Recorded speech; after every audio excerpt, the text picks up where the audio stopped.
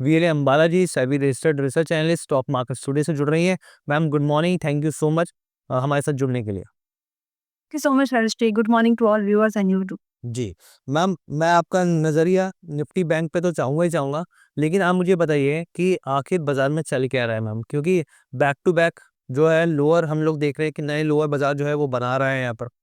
पहले भी एफआई बेच रहे थे, लेकिन तब भी 26,100 के पास तो गया था बाज़ार। लोग जो कारण देते हैं कि एफआईएस की बिकवाली हो रही है, एफआईएस की बिकवाली हो रही है, एफआईएस की बिकवाली तो शुरू से चल रही है, तब भी 26,100 के ऊपर गया बाज़ार, उसके बाद फिर आया है। यहाँ पर हम लोग देखें रुपया जो है वो लगातार डॉलर जो इंडेक्स है वो मजबूत हो रहा है, वो बात भी फैक्टर है यहाँ पर। नतीजे जो हैं वो उम्मीद के मुताबिक यानी कि एक सेकंड फेज़ जो अब हम लोग देख रहे हैं वो थोड़ा-सा कमज़ोर देखने को मिल रहा है कंज़म्पशन के हिसाब से मैम। आप क्या फैक्टर्स मान के चल रहे हैं जिस वज़ह से बाज़ार में यहाँ पे गिरावट आ रही है? और क्या ये ग्लोबल की स्थिति है, क्या कहानी है? थोड़ा-सा हमारे सर्व दर्शकों को समझाइए। देखिए, इसके 2-3 फैक्टर्स तो मेजरली जो मुझे दिख रहे हैं कि हमारी जो करंट मार्केट है, आज की डेट में हम जब ग्लोबल मार्केट की बात करें तो मेजरली 3 अपने कॉम्पिटिटर्स को ले रहे हैं। एक तो हम खुद हो गए, जब कंपैरिज़न देख रहे हैं तो चाइना है और एक साइड में यूएसए को रख लिया है। चाइना को इसलिए क्योंकि यूएसए और जो है हमें चाइना और वर्सेस इंडिया की ये जो पॉलिसी है ना, उस तरह से हमको ट्रीट किया जा रहा है।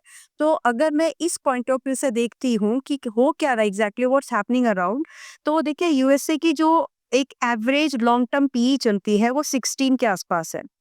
चाइना की लॉन्ग टर्म पी की अगर बात करें तो 10 टू 14 के आसपास होती है इंडेक्स लेवल पर। ओवरऑल अगर हम स्टॉक मार्केट की बात कर रहे हैं, इंडिया की एक एवरेज मल्टीपल जो चलती है अभी तक की वो 20 से 23 के आसपास की होती है। Now the interesting part here is USA अभी आज की डेट में 30x के मल्टीपल पर है। आपका चाइना 9 टू 10 के बीच में मल्टीपल्स पर अभी ट्रेड कर रहा है करंट, अगर हम पूरा इसको देखें तो। और इंडिया मार्केट ऑलरेडी 24 के मल्टीपल्स पर पहुंच चुकी है। दैट मीन्स अगर मैं एक इन्वेस्टर के हिसाब से देखूं कि जिसके सामने ग्लोबल फंड्स हैं, तो वहां पर जो सस्ती लग रही है मार्केट वो फिलहाल चाइनीज मार्केट है। Now that's not the enough thing, इसके साथ और क्या, इसके साथ जो जो आग में घी डालने वाला जो काम कर रहा है वो ये है कि हमारी जो करेंसी है वो अप्रिशिएट नहीं हो रही, डेप्रिशिएट हो रही है when it comes to global trade. तो ये एक सबसे बड़ा ट्रिगर पॉइंट बन रहा है। तो अभी तक तो ठीक था, सिचुएशन मैनेज हो गई कि चलो 10 साल में अपने 50% एप्रिशिएट कर गए इन टर्म्स ऑफ करेंसी, चलो यहाँ तक बात ठीक थी। लेकिन अब जब डॉलर वापस से स्ट्रेंथन होना शुरू हो गया है, तो असीन और रंग है वो अब दिख रहा है कि अगर जितना ज्यादा डॉलर स्ट्रेंथन होगा उतनी ज्यादा डर जो कि मार्केट में पॉसिबिलिटीज है कि अब डॉलर मजबूत होना शुरू हो जाएगा, तो उतना ज्यादा जो डर है ना वो यहाँ पर बढ़ता जा रहा है कि इंडियन करेंसी में अगर हम इन्वेस्टमेंट कर भी लें तो एप्रिसिएशन इन नेट नेट जो है वो बहुत कम दिखने वाला है। So this is something triggering the red flag और alert in the investor mindset. ये एक इम्पोर्टेंट रीजन बन सकता है। जी मैम, ठीक है, आपने क्लैरिटी दे दी बहुत अच्छे से यहाँ पे। अर्शद का मैं सवाल ले लेता हूँ, फिर उसके बाद हम लोग जो बहुत सारे नतीजे आए एनएचपीसी और बहुत सारे रिटेल इन्वेस्टर को भी पसंदीदा स्टॉक्स के रिजल्ट्स हम लोग फिर उसके ऊपर चर्चा कर लेंगे। लक्ष्मी जी का सवाल ले लेते हैं, कह रहे हैं कि can I buy shares of बगरिया इंडस्ट्रीज एट दिस लेवल और वेट? बगैरिया इंडस्ट्रीज स्पेल कर देंगे तो अच्छा होगा। जी ma'am, BHAGERIA, B HAGERIA। Okay, हम 205 के भाव पर है। मंगा ओके। करंट भाव पर लेने की अभी फिलहाल थोड़ा सा रुक जाइए, क्योंकि यहाँ पर अगर आप ले भी लेंगे तो आज से भी अप्रोक्सीमेट 10 से 12 दिन भी आपको 220 से लेकर के नियरली 195 की रेंज में ही ट्रेड करता हुआ दिखेगा। तो let it rest for another couple of days at least. इसको आप 7-8 दिन तो कम से कम इसी रेंज में ट्रेड होने दीजिए। इसके बाद जब ये आप उसको लेने का प्राइस अलर्ट लगा लीजिए, और इसके बाद जैसे ही ये वापस से 215 के ऊपर निकले तब बाइंग का प्लान कर सकते हैं। और एल्स अगर ये 195 पर आता है तो आप बाइंग का प्लान कर सकते हैं। But let it consolidate for another 7-8 दिन इन दिस रेंज, ताकि आपका जो होल्डिंग पीरियड है वो कम हो जाए। ठीक है मैम, ये आपने क्लैरिटी दी। अब हम लोग एनएचपीसी के नतीजों की बात कर लेते हैं। यहाँ पर एनएचपीसी के नतीजे आते हुए दिखे, और अगर आप यहाँ पे देखें तो साल दर साल के हिसाब से अगर कंपेयर करें तो जो मुनाफा है वो 13.4% जो है वो बढ़ता हुआ दिखा है। रेवेन्यू के मोर्चे पे बात करें तो 10% की बढ़ोतरी, 10% से ज़्यादा की बढ़ोतरी बल्कि यहाँ पर देखने को मिली है। एबिटा की बात की जाए यहाँ पर तो 12.4% हुआ है। मार्जिन्स देखे आप तो मार्जिन भी 59.1% से बढ़कर एक जो है 60.2% के आसपास यहाँ पर आते हुए देखे हैं। हर मोर्चे पर जो नंबर्स हैं मैम अभी तक तो ठीक दिखे हैं मैम, और पिछले 1 महीने और 6 महीने की भी अगर आप चाल देखें तो जो है स्टॉक बढ़ा नहीं है बल्कि घटा ही है मैम। हम लोग क्या मान के चलें, क्या इस नंबर्स के बाद क्या बाजार पे जो स्टॉक है वो रिएक्ट करता हुआ दिखेगा पॉजिटिव, या फिर कंसोलिडेशन का ही फेज अभी बना रहेगा यहाँ पर? और 100 का आंकड़ा कब पार होगा मैम? 100 के आंकड़े के लिए तो इसमें टाइम है, टाइम लगेगा, क्योंकि एक ब्रेकआउट जो आया था यहाँ पर 88 का, वो फेल हुआ है। तो जो भी मोमेंटम इसमें बना था फिलहाल वो वापस से रुक गया है, तो डेफिनेटली 100 का भाव आने के लिए फिर से टाइम लगने वाला है। नाउ रिजल्ट के बेस पर ये कैसा रिएक्ट कर सकता है? बेस्ड ऑन दिस रिजल्ट्स मुझे लगता है कि आपको 80 से 85 की रेंज में ही ट्रेड करते हुए आज और इस पूरे हफ्ते में जनरली रहना है। इसके 2 रीजंस है। पॉजिटिव रिजल्ट है डेफिनेटली, बट कंपनी अभी भी लोगों को थोड़ा-सा महँगी ही लग रही है, और इसीलिए हालाँकि इट्स अ मोनोपोलिक कंपनी, तो अगर आप इसमें इन्वेस्टर हैं, आपका आउटलुक देखिए सोचने में थोड़ा-सा अजीब लगेगा, लेकिन ये इस कैटेगरी की कंपनी है कि जहाँ पर आपका गवर्नमेंट इन्वेस्टमेंट होना ही चाहिए। अब जब ये बात होगी, जब इसमें फ्रेश इन्वेस्टमेंट्स आएँगी, then only this stock going to run up, ये तभी दरभा देगा। तो इस हिसाब से आपका नज़रिया मिनिमम 3 टू 5 इयर्स का रखना ही पड़ेगा। इन्वेस्टर माइंडसेट ही इसमें काम कर पाएगा, ट्रेडिंग नहीं।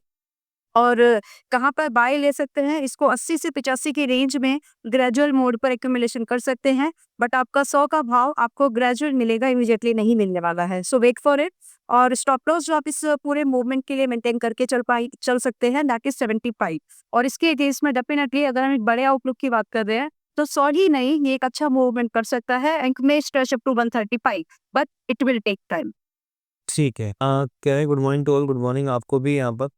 मैम मैं तो भारत इलेक्ट्रॉनिक्स के ऊपर ये आपसे नज़रिया जानना चाह रहे हैं। कह रहे तो मैम भारत इलेक्ट्रॉनिक्स BEL जी 300 शेयर्स ले रखे हैं मैम इन्होंने 400 के भाव के ऊपर। कह रहे हैं क्या करना चाहिए? और दूसरा जो है ABDL के ऊपर भी ये सलाह आपसे जानना चाह रहे हैं यहाँ पर। ABDL अलाइड ब्लेंडर्स डिस्टिलरीज जो है उसके ऊपर, पहले आप BEL के ऊपर चर्चा कर लेते हैं मैम।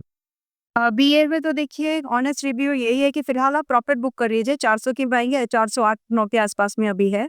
सो जैसे ही आप मार्केट खुलती है अब, तो आप यहाँ पर कंसीडर करें फिलहाल के लिए प्रॉफिट बुकिंग करना। थोड़े दिन के लिए पॉसिबल है, एक्चुअली वेरी लाइकली ये थोड़े दिन के लिए आपको प्रॉफिट बुकिंग एक्सपीरियंस कराए।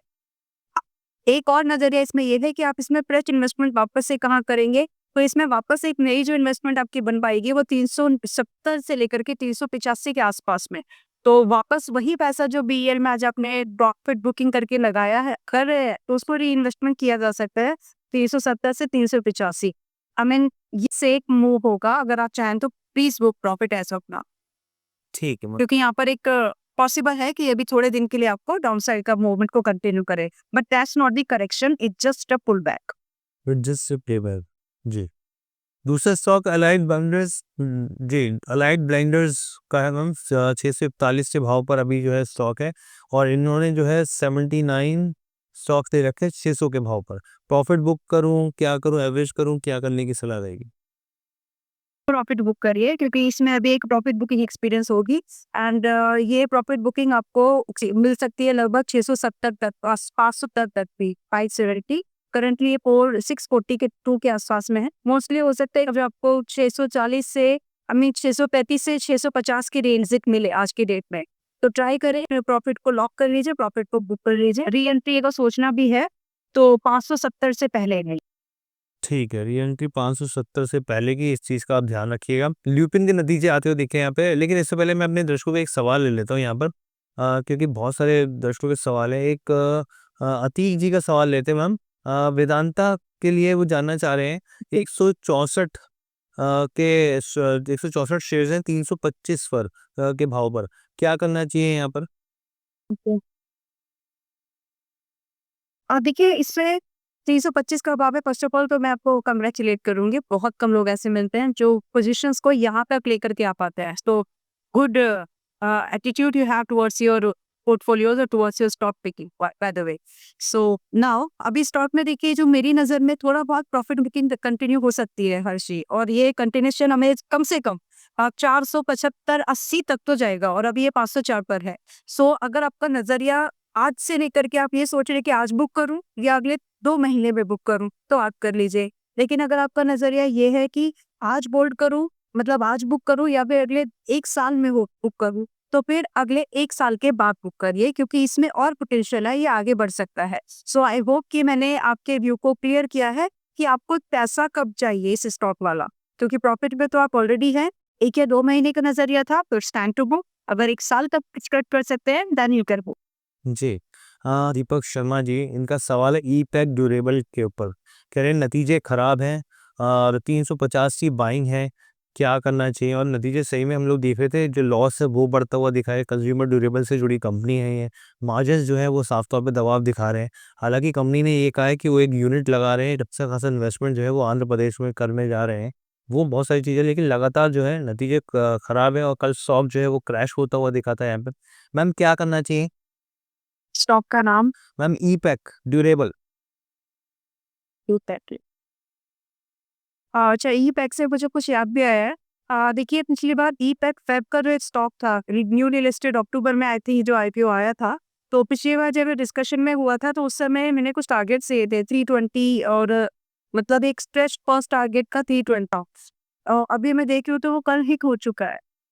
जो बारी मेरे ख्याल से बस 280 थी। सो मैम अगर यूजर्स एक सेकंड, क्योंकि दर्शक जो है वो कंफ्यूज हो जाएंगे। एक तो ई-पैक ड्यूरेबल, हम इसकी बात करें कि ई-पैक प्रीफैब है। जो मैम बात कर रही है वो ई-पैक प्रीफैब की बात कर रहे हैं, तो कंफ्यूजन नहीं होना आपको यहाँ पे। और मैम आपके टारगेट्स तो कॉन्ग्रेचुलेसन मैम, और जो और ये पहुंचते देखिए। जी जी सर। यस, तो अभी 30 निकल गया है, तो this is a good time. अगर आप चाहें तो प्रॉफिट बुक कर सकते हैं, बिकॉज शॉर्ट में जो पूरी मार्केट काइंड ऑफ बहुत ही फिर से गेन या फिर लॉस ही दे रही है, ये स्टॉक लगभग 60% चला है। बुक करना कंसिडरेबल एक गुड एडवाइस होगी, मेरे साथ चलता है तो बुक कर दीजिए। Now coming back to the E pack, मैं वही सोच रही थी कि ई पैक तो कल अच्छा चला था, आज गिर कैसे गया, मतलब के देखिए, ई पैक अभी 301 के पास में है, और मुझे ये लगता है कि आज अगर इसने, देखिए, ये वापस से थोड़ा बहुत आपको एक पुल बैक का मूवमेंट देगा 320 322 के, वो भी क्लोजिंग बेस पर। इससे पहले इसमें हारना काइंड ऑफ प्रॉब्लम क्रिएट कर सकता है, क्योंकि नजदीक पास में इसका कोई भी सपोर्ट नहीं है। इसका रीजन क्या है कि ये जो प्रॉफिट बुकिंग है पॉलिसी और पर्सन है, उसका मेजर रीजन है कि जो कंपनी में प्रॉफिट नहीं है, और वैल्यूएशन वो इतना चाहे से जितना की सेक्टर, तो ये एक मेजर कंसर्न होता है, जहाँ पर सेंटीमेंट टिकल खराब हो जाते हैं। अगर आपके पास ऐसा, अगर आपके फाइनेंशियल्स अच्छे नहीं है और आप चार्ज सेक्टर से भी ज्यादा कर रहे हो, तो वहां पर आपकी जो वैल्यूएशन है टेक प्राइस पर घटा बनती है, and that's what we are raising here. तो मेरे हिसाब से इसमें प्रॉफिट बुकिंग थोड़ा सा और परसिस्ट होगी, तो आप इसको वापस से अगर लेने चार कर रहे हैं, तो 200 250 के 200 250 से 260 के आसपास, और इस ब्रेकआउट अबव 20। ठीक है, रिपोर्ट्स कह रही हैं यहाँ पे। इसके अलावा सिग्नल, जो सिग्नल टेल है वो लंबे वक्त से यहाँ पे एक एयरटेल के प्रमुख पे होल्डर के तौर पे रहा है यहाँ पर। तो ये चीज़ें यहाँ पर देखने को मिल रही हैं। भारतीय एयरटेल में मैम इस खबर के लिहाज से आपको क्या लग रहा है, क्या करने की सलाह रहेगी यहाँ पर? देखिए, अगर आप भी हैं और आपका नजरिया अगेन, आप इन्वेस्टर नहीं है, सिर्फ ट्रेडर थे, तो आप भी अपने प्रॉफिट को बुकिंग कंसीडर यहाँ पर करते हैं। 2 रीजंस फॉर दिस। टेक्निकली अगर हम देखें तो price definitely all time high पे चल रहता है, क्योंकि पंपर्स तो है और विशेष और जो प्रॉफिट है अच्छा। लेकिन आज के डेट में इसमें आई या फिर ऑलरेडी स्टेड हम प्रॉफिट बुकिंग है, इन दोनों का जवाब ढूंढ रही, तो आपको प्रॉफिट भी ज्यादा दिखेगी। उसके मेजर रीजन है ये महंगा है, क्योंकि इस सेक्टर जो ओवरऑल मार्केट चल रहे हैं एक्सपेंसेस, अगर जिसको हम देखते हैं, तो वो 6 से 7 के बीच में चल रहा है एवरेज में। लेकिन ये स्टॉक अभी 33 के मल्टीपल्स पर पहुंच चुका है, so it is quite expensive मेरे हिसाब से। तो इसी वजह से यहाँ पर अगर आप हैं और आप कम से कम 3 महीने से कम का आपका व्यू है, आप इसमें इन्वेस्टर माइंडसेट नहीं रख रहे हैं, then you should also book your profit. ठीक है। हालांकि मैं आपसे चाह रहा हूँ शॉर्ट में, आपको लग रहा है कोई टेंशन वाली बात है बाजार में, कोई घबराहट वाली बात है बाजार में, कुछ ड्रैग डाउन हो सकता है? क्योंकि बहुत सारी थ्योरीज जो हैं वो चल रही हैं यहाँ पे, कंसर्न्स चल रहे हैं कि क्या ऐसा हो सकता है कि क्रैश हो जाए, ग्लोबल मार्केट की बात चल रही है।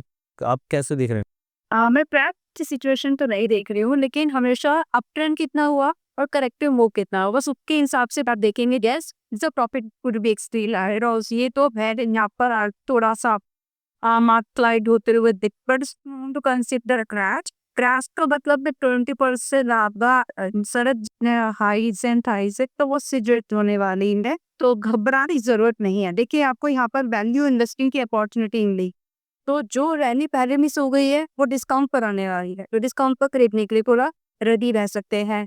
एक को इसका ध्यान में रखिए कि अगर 4 को 10 आओ आप उस पर कर लीजिए, तो ब्रिलियंट से अपने ऑप्शन ठीक है मैम, जाने से पहले मैम एक बार आप डिस्क्लोजर दे दीजिए।